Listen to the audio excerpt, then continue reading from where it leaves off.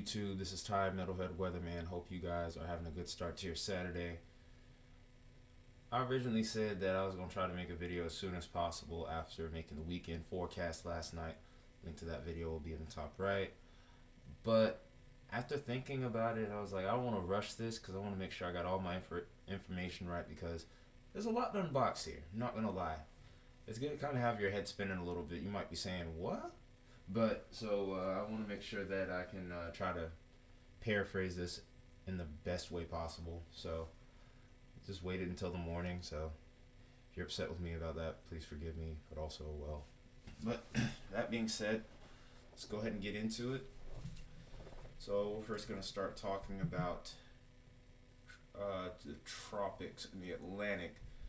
But then we're going to take an interesting turn after that. So we're going to start out with our two invest areas here. One of these has a very abysmal chance of forming in anything significant, but we'll go ahead and take a look at the satellite anyway. There's that piece of energy right there. Maybe over the next few days it's expected to go stationary, and maybe that's when I'll have a chance to form up, but right now there is way too much wind shear. Upper level winds are way too strong to let anything really sort of develop with this. Then here we are with our other tropical wave here. But looks like maybe some slow development might be possible within the next 5 days. This region right here doesn't have as warm of water, but the wind shear is a little bit calmer around here. So if these two systems can make it here, there might be a brief window where they could develop into something. If you remember, we had Danielle kind of pop up surprisingly over here instead of down here. So that just goes to show that this environment seems to be relatively conducive, but these storms will not last. It's temporary gains, really. So now we go over to the blossoming tropical storm Fiona here. I don't know why I opened up that window. But we can see here that we have Tropical Storm Fiona still at 60 miles an hour from the looks of it right now.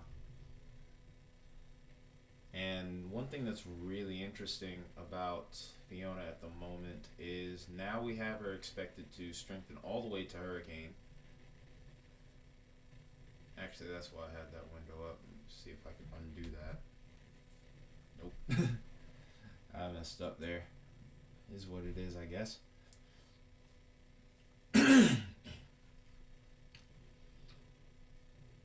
But if we look here, we now even have hurricane watches in effect now for both Puerto Rico and the Dominican Republic. But if you also look here, look at what it's done to the storm track here. Our storm track, we now have it being pushed a little bit further off to the east and potentially out to sea. Maybe sparing the U.S. But just keep that in all caps. Maybe. This only goes out to about Thursday, and it would have a lot more ground to cover in regards to potential U.S. impact if there's going to be one at all.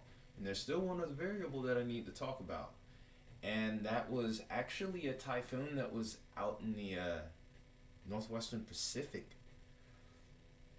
Typhoon Merbok. I don't know if you may have seen it in previous tropical videos that I've done, but I really try to avoid those storms in the Pacific that are over towards Asia because information tends to be a little bit more limited with those things. And I don't want to go over something that I really can't cover properly, but this does have major implications because now this storm has gone post-tropical, but this is the storm right here. It's about 3 times the size of Texas, and it is ridiculously strong. It even went through a term that I talked about a couple of days ago. It's called bombogenesis, where a storm will rapidly strengthen, and by technical terms, bombogenesis is a storm having a rapid drop in pressure, at least a millibar per hour. So within 24 hours, the storm drops 24 millibars, it's considered bombed out or bombing out or bombogenesis, of course. And that's exactly what's happened with the remnants of Merbuk. And as a result, this thing is so big, it actually is expected to cause ripples in the jet stream and actually create its own trough, which could affect our weather down here in the U.S. And what's interesting, and I'll get into why that may affect things with the tropics. But also, this will be causing a little bit of inclement weather around Southern California, but it's actually good news for them because they do need that rain. Because towards Southern Cal, there have been a lot of wildfires, especially towards Oakland. It's been a record-setting year over there, so in a sense, this is great news for them. But I also want to talk about the impacts that are expected with Merbuk's remnants here in Alaska, because technically Alaska is part of the U.S., so I may as well get into that. So Merbuk is actually expected to cause some historic flooding and some 54-foot waves. That was from the last report that I had seen. Information's a little bit limited for me as far as Alaska is concerned. I haven't really found too many sources for that just yet, so forecasting may not be perfect with this. But we'll roll this forward with tropical tidbits and do the best that we can. And you can clearly see this moving off to the east, but look what it's doing to the jet stream. This is the main thing that I'm emphasizing here. So here is Merbuk coming in. Look what it's doing, because this is a ridge right here, and it's just getting kicked, like flat out, just punted all the way. Like, look at that. That's almost insane. And there's actually a meteorological term for this. This is called an atmospheric river. And it's crazy because these are so rare. You rarely get to see stuff like this. It's unbelievable, honestly. But we can see that this ridge gets kicked out, and that's also going to have a ripple effect on our ridge, that on our jet stream over the U.S., because it's going to move things through maybe a little bit quicker. And as a result, we may have a few temperature jumps here and there, but also what I find important about that, and we're going to go back to the North American, well, not North American, but we're going to go back to the view of the lower 48 here using this map. We're going to go back to about 6 hours now, and you can just watch what happens here. Like, it's unbelievable. Alright, so here's our here's a ridge right here's a really strong low pressure area right here that's going to be causing a lot of rain. But watch towards the northern part of the US. Everything just starts moving around all sorts of crazy here. Eventually the ridge sets back up towards the end of next week, but look how things start to move around as a result. We get a little piece of energy that sets up right here. And notice this area towards the northeast. This area towards the northeast is extremely important, because if Fiona were to beat this, look how close it gets to the northeast. But if it gets caught in that ridge right there, that is a very important detail right here. This gets caught right here, it kicks the storm out to sea. But if it ends up being a little bit further out ahead of it, this could be a landfalling storm for potentially the mid-Atlantic and northeast. Let's go ahead and see what the Euro has on this.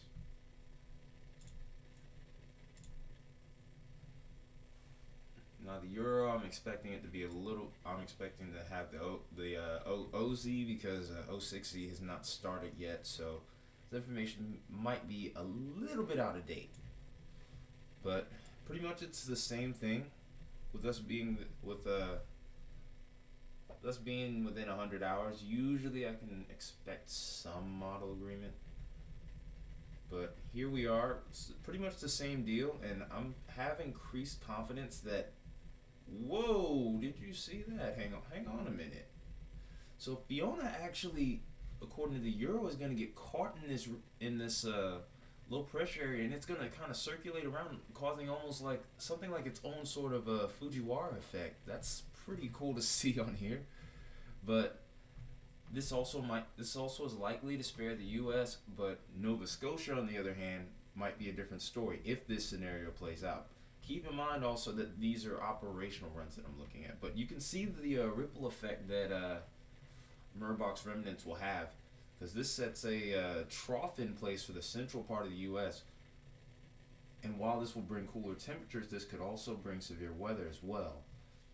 So it's going to be interesting to see what the next week and a half will look like, because this is insane. This is really one of the first times I've actually like looked at this kind of scenario up close and personal like this, and I'm partially excited about it. Again, I'm worried about the people in Alaska, and I'm worried about the people in Puerto Rico and Dominican Republic, of course. I hope everything isn't too bad over there, if at all. But yeah, anyway, let's go ahead and talk about Fiona now. I think I kept you guys waiting long enough. Alright, so here is Fiona right there. A little later today, that's when we're going to expect her to make landfall in Puerto Rico, probably on the southern side. The newest GFS has it maybe skirting Dominican Republic, maybe not even a direct landfall. Kind of shoots the gap in between Puerto Rico and Hispaniola. And this looks like it gets kicked a little bit further out to sea based off the operational run, which leaves it as less of a threat to land. Maybe Bermuda might catch a direct landfall, and that would be really unfortunate, because this storm really looks like it gets its act together according to the GFS. But this thing often overshoots and comes up with aggressive runs, so this doesn't surprise me here. But we go beyond that, and we'll go ahead and take a quick look and see what else could potentially form. I'm not really thinking much at the moment will happen right now, but given the fact that we're already about 200 something hours out now, 264 to be exact, I have to take that with a grain of salt, because things tend to happen quickly, and especially now that the wind shear will be lightening up around this area here. And we do see something that tries to pop up about 336 hours out. Very disorganized looking piece of energy, but it's a piece of energy nonetheless, and it could become a named storm. Alright. Now we've taken a look at that. Let's go ahead and go to the Euro and see what it has to offer.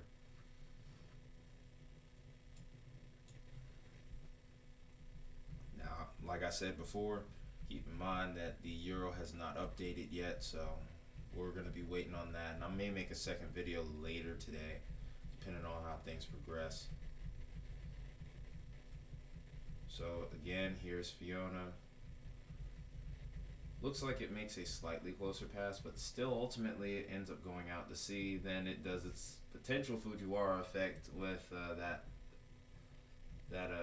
low level trough, that trough and that piece of energy that's expected around the northeast, which is crazy. And then after that, things seem like they're pretty quiet over the Caribbean. So now that we've gone over that, let's go ahead and check what other waves could be coming off of Africa, and seeing what else might lie ahead for our other two tropical waves. I don't really expect too much out of those, to be honest with you.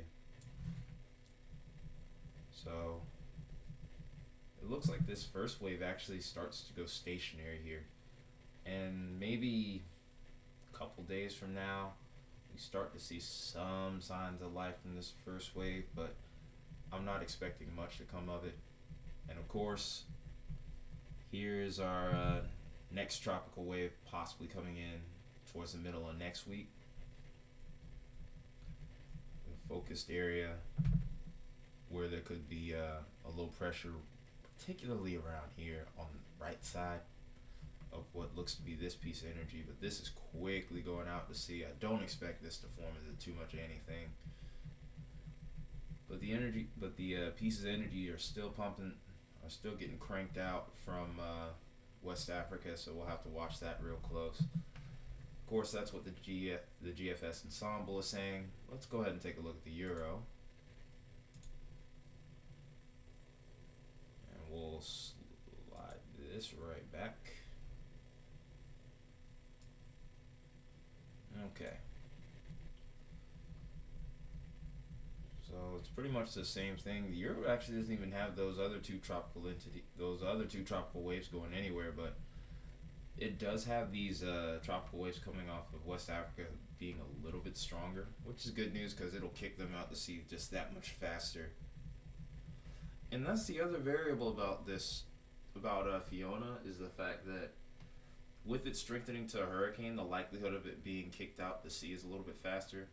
But really, when you think about it, there might be one more variable. And that's because, in reality, with it already being... Because if you actually look at the last radar, well, not radar, but satellite image, you can notice it increasing in size, and sometimes that can slow down a storm's strengthening. So, that being said, it may not reach hurricane. So, this forecast is on like pins and needles. Literally, just one small change could affect the track and who gets impacted versus who doesn't. So, only thing I can really say to anyone in the U.S., keep watching, and if you're in Puerto Rico and Dominican Republic, just hunker down and be prepared. That's all I can really say at this point. As far as the Euro is a little more conservative than the GFS as far as tropical wave. We do have them, but it looks like for the most part these are either going to be kicked out to sea pretty early, or they're just not, or there's just not a whole lot to really go off of here as of right now. Excuse me. But that's it for this video. If you liked what I did here, hopefully I didn't take too long in this video for you. If you like what I did here, leave me a like, leave me a comment in the comment section. I might make another video later today, depending on how things go with Fiona, or with the severe weather threat later today. But until the next video, this has been Tired Metalhead Weatherman. I will see you guys soon.